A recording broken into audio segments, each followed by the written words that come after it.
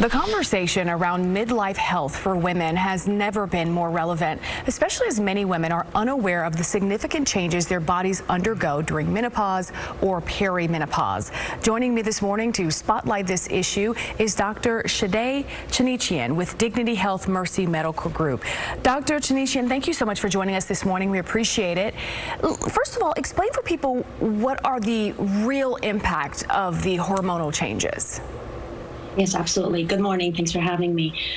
So when women go through the perimenopause and menopause, they have significant hormonal changes, like the estrogen, progesterone decreases in the body that has many effects, and it hits people differently. And that could include anything from inflammation, weight gain, fatigue, lack of bone density, muscle mass, and many other variety of symptoms that they could experience in different ages, peri and premenopause. What are some ways that women should be advocating for themselves?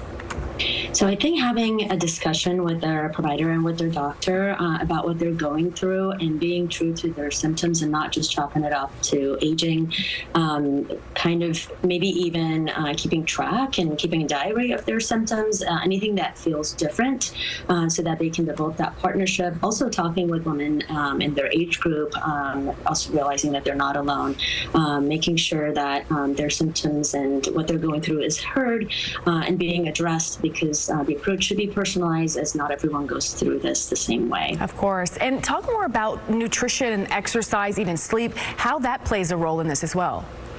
Absolutely. So nutrition, exercise, and sleep are the three pillars that are very, very important. And those are the main things that we have a lot of control over.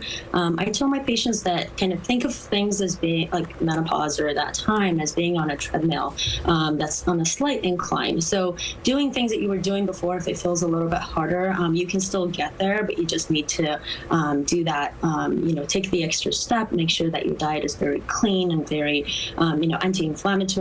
Getting adequate sleep, those are all very helpful, especially also strength training, making sure you preserve muscle mass, because with the hormonal changes come problem with sleep, lack of insulin sensitivity, and many different issues, also including decrease in bone density and muscle mass. So by changing those lifestyle, or modifying those little lifestyle changes, that will help a lot in making that transition more smoothly and actually thriving during menopause. Very, very good information. We appreciate you joining us this morning. Thanks so much. Absolutely. Have a wonderful day.